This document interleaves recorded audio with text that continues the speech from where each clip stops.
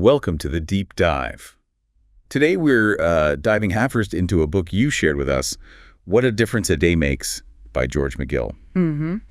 Our aim, really, is to pull out those key moments, the insights that really shaped his life, sort of give you a direct line to understanding his journey. Yeah, and maybe spark some thoughts about your own, right? Exactly. This book, it's structured around 10 specific days, pivotal days in George McGill's life. Right. And he presents them as, like, strategically placed by a higher power to change his path. It's a pretty fascinating idea. It really is. So we're going to explore a few of these days, see how these seemingly small events, led to really big shifts. Like finding those key turning points on a map. Exactly. Identifying those moments. And you, listening, you appreciate getting to the heart of things quickly, understanding what really counts. Right, getting the aha moments. So that's what this deep dive is for, focusing on the core of McGill's experiences, those transformative moments, and thinking about, what they might mean more broadly. Okay, so where do we start? Let's start with the first day we're looking at. He calls it 2 trips. Right, 2 trips. The first trip. It sounds pretty ordinary, actually. A childhood fishing trip. Yeah, Blue Ridge Lake. With his dad, his brothers. He talks about that excitement, hooking a bass, finally. The big one. Only to lose it. Yeah. A bit of a bummer for a kid, but, typical fishing story almost. But then the day takes a really serious turn. It does. Later, back home, he gets hit with this terrible headache. Just suddenly. Suddenly. He lies down, and then he's just unresponsive, out cold. And there's that detail about his aunt. Oh, yeah, the grass and milk thing. It's such an unusual, almost frantic request. It really tells you how serious they thought it was. Very alarming. Definitely signals the gravity. So then it's this frantic rush. To the local doctor first. Who's baffled, basically. Can't figure it out. Understandably. So he sends them to Georgia Baptist Hospital in Atlanta. That's a long drive back then. 2.5 hours. Yeah. And McGill, he has zero memory of this trip. None at all. It's gone. Yeah. And then he wakes up. Where? On a gurney. In a hospital corridor. He sees the flashing lights. Must have been terrifying, disorienting. Totally. And he sees his mom and his aunt right there praying. Really intensely praying beside him. Yeah. Then he gets put in isolation. They need to run tests. But it's what happened before he woke up. That's the core of this first story. The second trip. Exactly. He talks about being, and these are his words, dead for 5 hours. 5 hours. Yeah. And he doesn't describe, like, pearly gates or anything. It's more about a state of being. Which was? Total peace. Complete peace. And the sensation of floating gently towards a bright light. Floating towards light. Okay. And he really emphasizes how instant this peace was. It wasn't gradual, boom, instant calm. No fading anxiety, just peace. Right. And he uses an analogy to try and explain it. The paratrooper one. Yeah, the paratrooper. He says it's like that moment, that fraction of a second after you jump from the plane. Before the chute opens. Exactly. That sudden silence where all the fear just vanishes, instantly gone. That's a really powerful image. That contrast, chaos to absolute calm. It really is. It helps you grasp that it wasn't just feeling better, it was a completely different state. Total serenity. Right. Immersive. And from this, he draws this really fundamental conclusion about fear. That fear is what?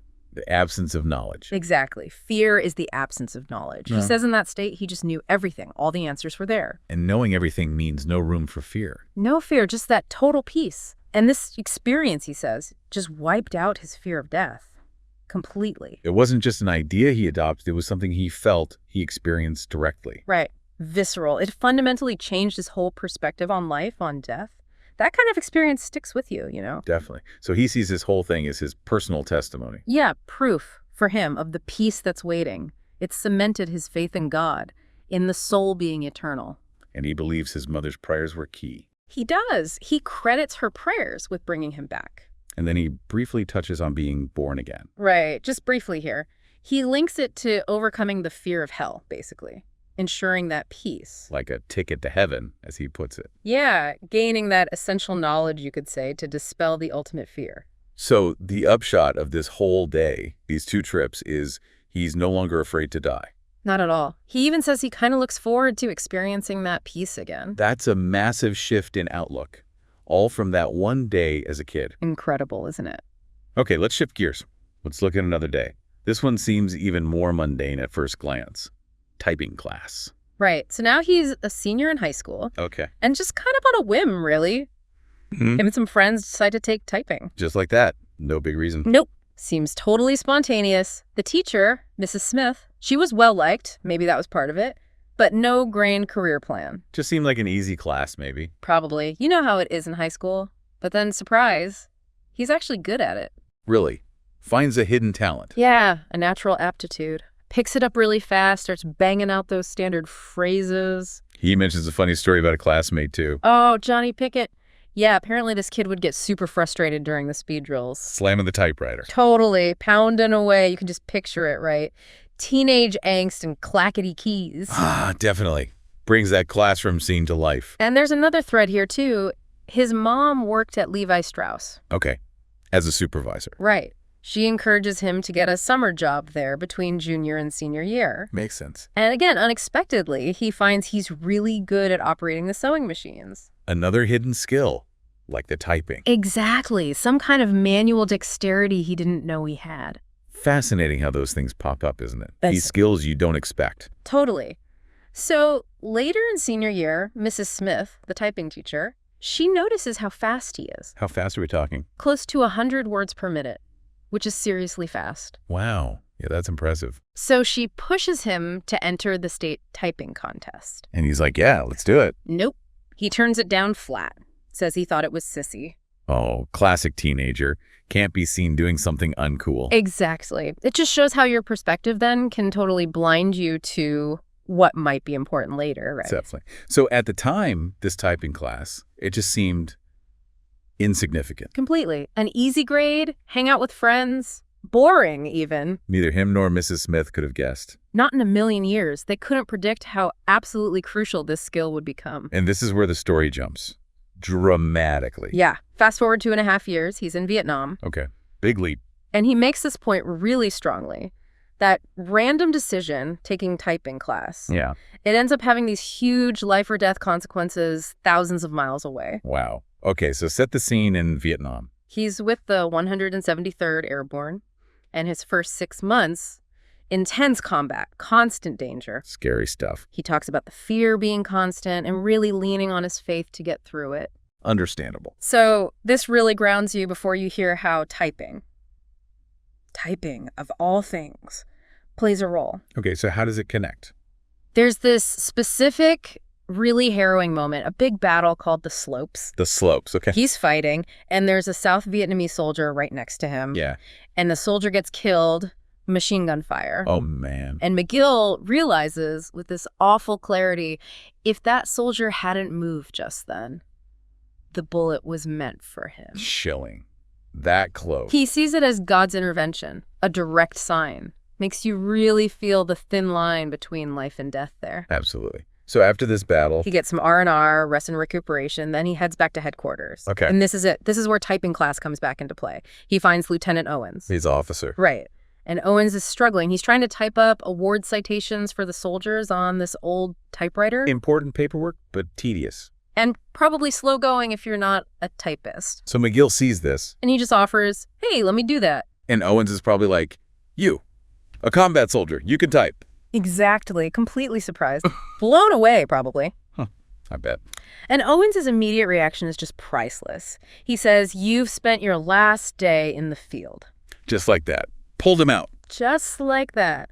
A huge instant shift in McGill's duties and his risk level. Wow. So the typing skill literally got him off the front line. Literally. And the timing. This Mhm. is the staggering part. What happened? 3 days later, just 3 days after he starts typing at HQ, his old company gets hit. Hard. Oh, no. They were nearly wiped out. A devastating attack. So if he hadn't taken typing, He would have been there. He's absolutely convinced he would have been killed. if Mrs. Smith hadn't walked out of the office that day, if he hadn't just decided to sign up with his friends, All those tiny, seemingly random choices, they added up to saving his life. it's an incredible story. Really hammers home that theme, doesn't it? Yeah. You only see the significance looking back. Exactly. That butterfly effect idea. You just never know. Okay. Wow. Let's move on. There's another key encounter, another person who changes things. Winfred Kerbo, Right. So this is after Vietnam. McGill's back home working construction for a bit. getting back to civilian life. Yeah.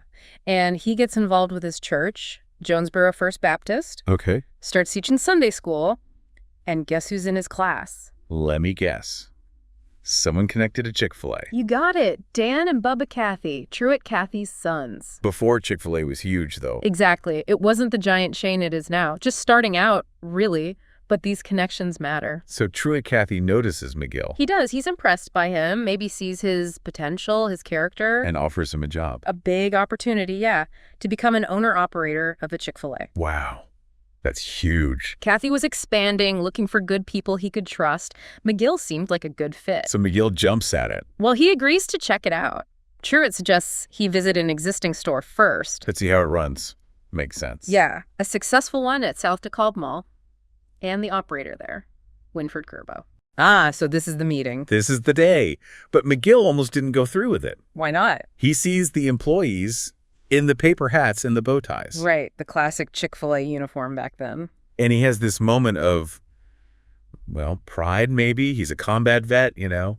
Feels a bit ridiculous. That internal conflict, Yeah. past identity versus this new, maybe slightly goofy opportunity. Exactly. It's very relatable. Yeah. But he'd promised Truett he'd look into it. So he goes in. Goes into the employee area, meets Winfred Kerbo. And what's Kerbo like? Kerbo knows who he is right away. He's older, mid to late 50s maybe. Yeah. And he's got this great personality. From experience. Yeah, apparently he'd worked for years in the dining department for the railroad, so good with people, customer service background. Okay, so Kerbo gives him the hard sell. Not really, it's more subtle. Yeah. He has McGill just watch the store first, it's busy. Okay, just observe. And he tells him, listen for the sound of the cash register drawer opening. The ding. Rebellic, bing. right.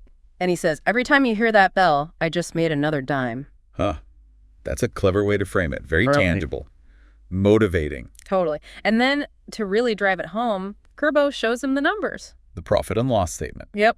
Shows him his P&L from the last month, lets the potential profit speak for itself. And suddenly those paper hats and bow ties look a lot better. Considerably more appealing, yeah.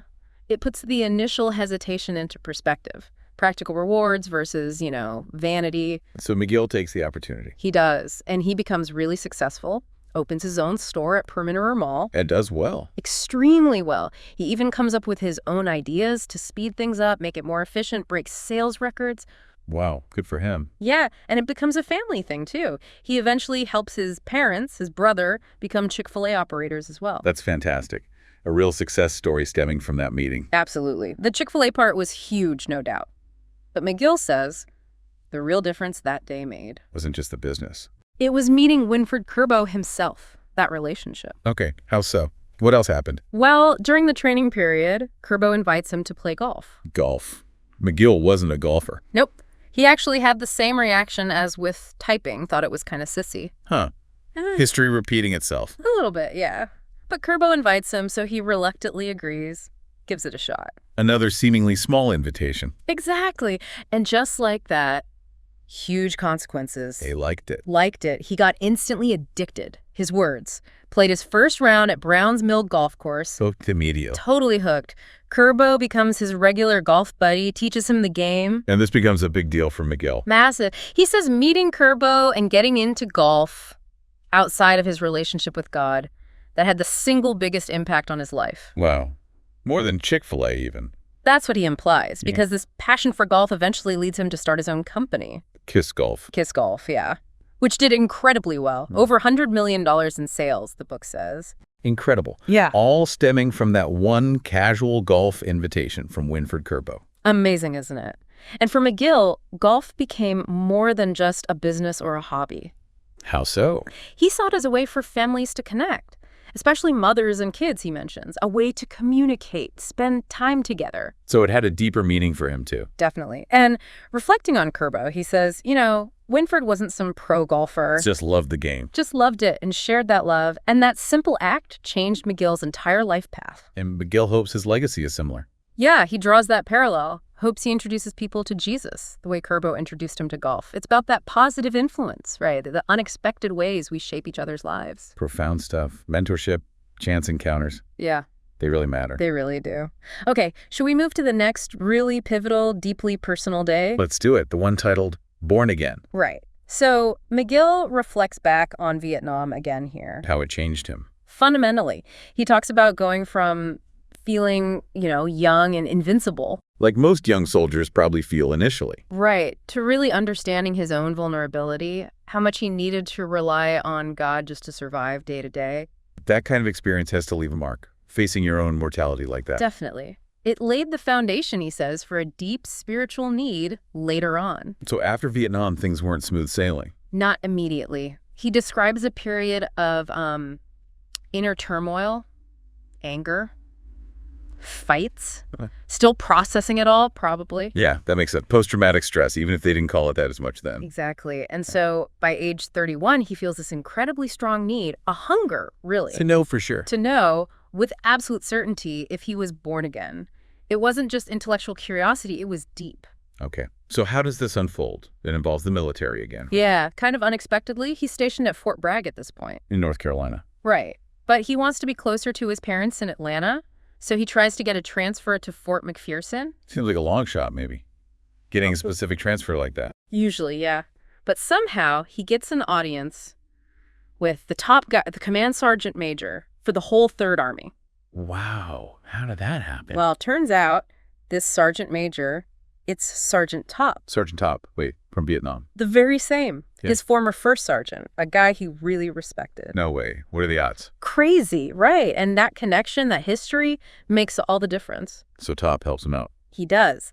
Gets McGill and 4 of his buddies transferred to the EMP company at Fort McPherson. EMP. What's that? Emergency Management Police, I think. But their assignment? Totally unexpected. Not what they thought they'd be doing. Definitely not. They get put in charge of the stockade, the military jail. Whoa. From combat vets to jail guards. Pretty much. And McGill and his team, fresh from Vietnam, not easily intimidated. Probably didn't take any nonsense from the prisoners. Let's just say they established control. Quickly, using unconventional methods.